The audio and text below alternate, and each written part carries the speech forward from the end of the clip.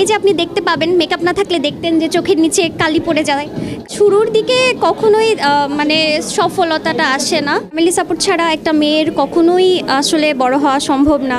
কবে স্টার্ট করলা বা তুমি কিভাবে কি করো?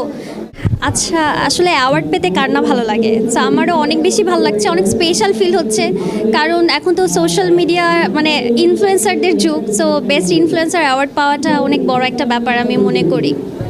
এই যে ইনফ্লুয়েন্সার পদটা কবে থেকে শুরু? এইটার জার্নিটা যদি বলি, এটা আমি অনেক আগের থেকে মানে অনেক ছোটোবেলা থেকে, বাট তখন হচ্ছে আমরা জানতাম না যে এই পজিশনটা বা এই সেক্টরটাকে ইনফ্লুয়েন্সার বলে। মানে এখন এটা অনেক প্রচলিত যে ইনফ্লুয়েন্সার, অমুকে হচ্ছে ইনফ্লুয়েন্সার, বাট আগে হচ্ছে আমি ব্র্যান্ডের সাথে কোলাবোরেশন করেছি, ব্র্যান্ড প্রমোট করেছি। এই তো আমার 2013 থেকে আমার মানে সোশ্যাল মিডিয়াতে আমার মানে এই ধরনের ব্লগ বা পিকচার্স বা কোলাবোরেশন স্টার্ট হয়। কেমন সাপোর্ট পেয়েছেন এবং সাপোর্টের পেছনে কার হাত বেশি ছিল?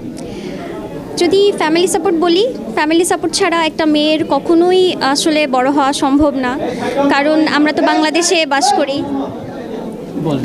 সো বাংলাদেশের প্রেক্ষাপটে যদি আপনি চিন্তা করেন তাহলে ফ্যামিলি সাপোর্টটা অনেক বেশি ইম্পর্ট্যান্ট। সো আমি ফ্যামিলি থেকে অনেক সাপোর্ট পাই, এখনও পাই।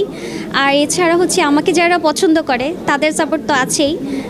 এই তো এইভাবে আমার এগিয়ে চলা আসলে। আচ্ছা, আমি তো আসলে ফার্স্টে ব্লগিংটা করতাম না। ফার্স্টে আমার দেখা যেত যে আমি ড্রেস প্রমোট করতাম, হ্যাঁ, ফটোশ্যুট করতাম। তো আস্তে আস্তে যখন আমার ফ্যান ফলোয়ার্স গ্রো করে তখন তারা আর কি আমার লাইফ সম্পর্কে জানতে অনেক ইন্টারেস্টেড হয়। আপু, তুমি এটা কোথা থেকে নিলা, এটা কিভাবে স্টার্ট করলা, বা তুমি কিভাবে কি করো? এই কোয়েশ্চেনগুলো থেকেই হচ্ছে আমার ব্লগিংটা স্টার্ট করা, যাতে আমি আমার ফ্যানদের সাথে আরও বেশি ইন্টারাকশান করতে পারি। নিজেকে কি শেষ পর্যন্ত এই কাজের সাথে রাখতে চান? আসলে কি, এটা তো আমার শুধু এইটাই আমার কাজ না। আমি একজন এন্টারপ্রেনার, আমার 2টা ব্র্যান্ড আছে, আমার একটা রেস্টুরেন্ট আছে, আর 2টা ফ্যাশন হাউস আছে অনলাইন। আর এছাড়াও হচ্ছে আমি পড়াশোনা করছি, এর পাশাপাশি হচ্ছে আমি একজন ইনফ্লুয়েন্সার। এত কিছুর চাপ কিভাবে সামলাচ্ছেন? এই যে আপনি দেখতে পাবেন মেকআপ না থাকলে দেখতেন যে চোখের নিচে কালি পড়ে যায়, কারণ হচ্ছে সব কিছুই সামলানো অনেক টাফ, বাট চাইলে পারা যায়। এই যে আপনার মতো যারা এখন তরুণ নারী উদ্যোক্তারা আছে তাদের উদ্দেশ্যে কি বলতে চান? আমি বলবো কি, শুরুর দিকে কখনোই মানে সফলতাটা আসে না। সফলতাটা আসে হচ্ছে মানে পরে গিয়ে, যখন ধৈর্য সাহস নিশ্চয় করা হয়, তখন গিয়ে ফাইনালি একটা সাকসেস পাওয়া যায়। আমি তো আজকে এই পর্যায়ে বা এই অ্যাওয়ার্ডটা আমি একদিনে পাইনি।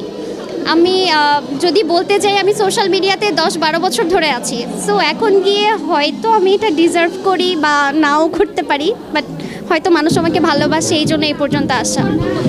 দর্শকদের উদ্দেশ্যে বলবো, থ্যাংক ইউ সো মাচ। আপনারা আমাকে এত বেশি সাপোর্ট করেন, এত বেশি পছন্দ করেন, আমাকে ভালোবাসার জন্য ধন্যবাদ। এভাবেই আমাকে ভালোবাসবেন। Thank you so much.